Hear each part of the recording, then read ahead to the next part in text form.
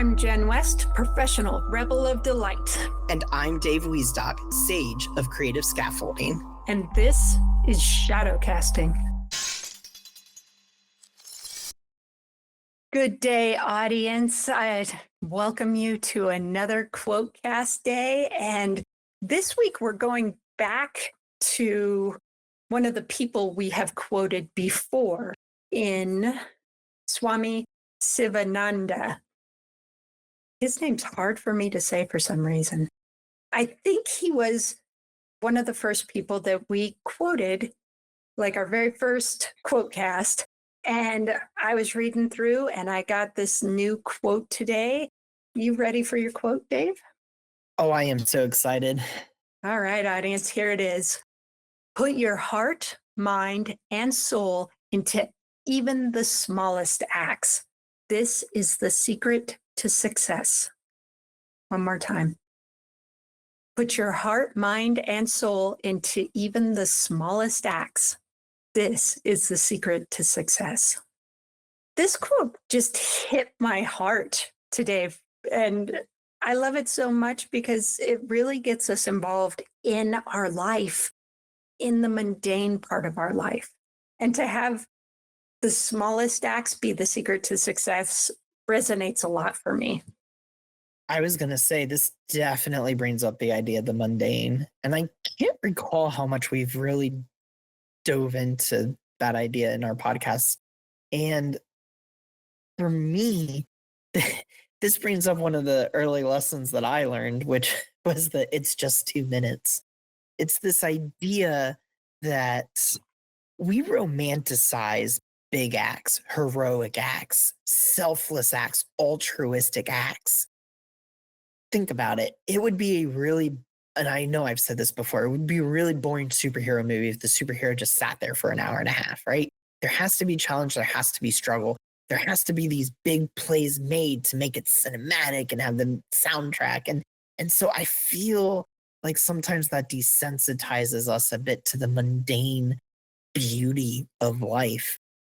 What I really like about the quote that you shared is that personally, I am starting to learn that I feel more successful, more valuable, more aligned with life, more connected to my family, to my friends, to those around me when I am putting my whole being, my whole heart, mind, and soul into the things that I'm doing. And if I'm not fully present in it, I can be distracted. I could be feeling all sorts of ways. I mean, anything could come up. And so I really like this idea. And even in the smallest acts, doing this podcast, holding the door open for someone, giving someone a smile. I mean, there are so many little things that are just so mundane and even, dare I say, obvious to us. And yet, when we put our whole being into it, you can feel it. If I give someone a genuine smile at the cash register and I have a small conversation with them, and I'm not saying you have to, but for me, when I do that and it's genuine and they genuinely receive it, there's this sort of rise in energy between both of us. And for me, that is success, because that's all I want to really do in my life is study shadow casting and talk about it and help celebrate humanity. And part of that is elevating the human spirit and bringing people into a better reality and into the present moment. And so I really feel that when you bring your whole being into it, that, yeah, that is just the secret sauce for me. And the fun thing with this is it is the small deeds, the small actions, the insignificant things. And it's not stated in the quote, but a piece that I feel is if you are engaged heart, mind, and soul in those little things, you're in the present. You can't help not to be.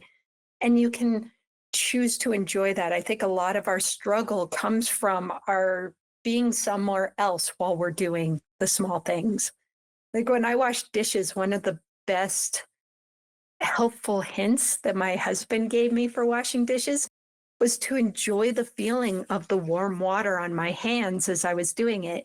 And it became less about the chore and what I had to do and how there were dishes and why do I have to do this and why isn't somebody else doing it because they could have? So that's back in the past, or I'll just have to do more dishes tomorrow and that sucks. It gets rid of all that. It strips it all away.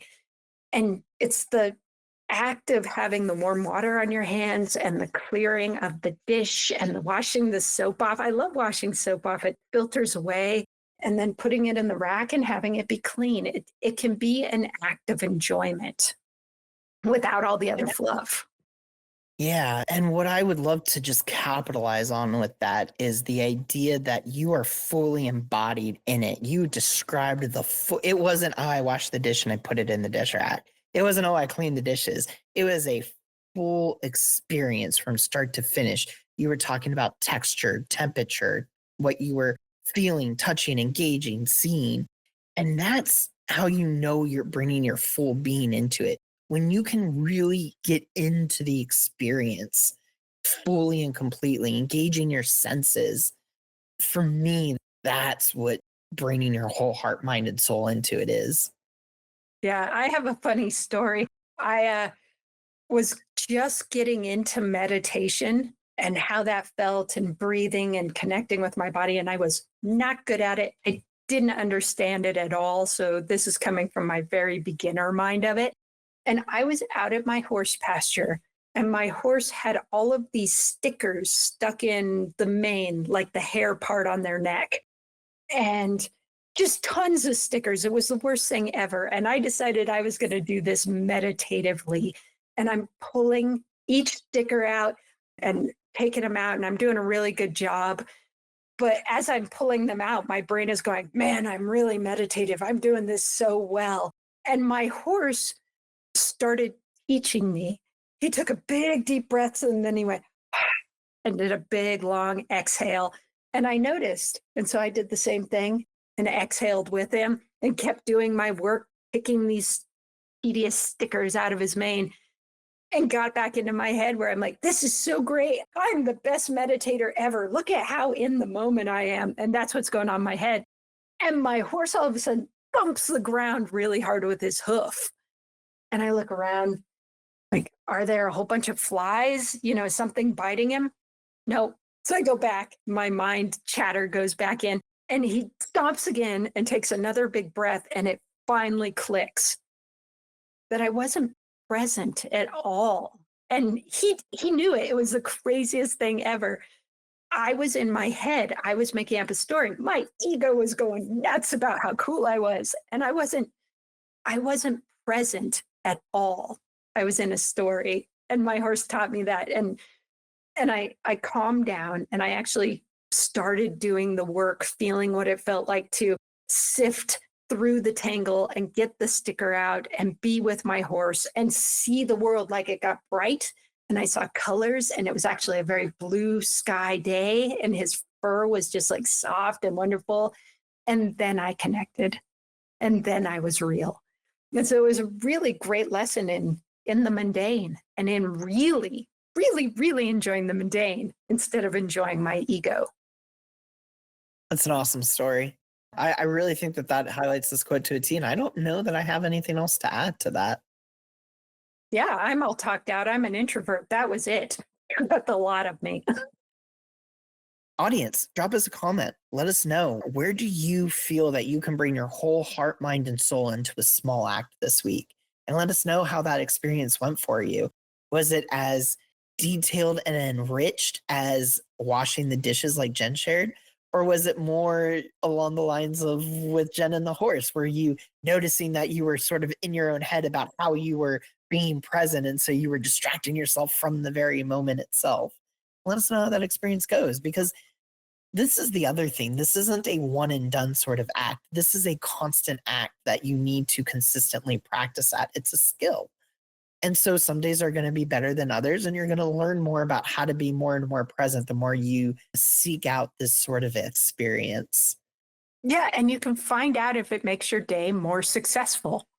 Does Yeah. it really do that? If you're more in love with the little things, does your life and your day feel more successful?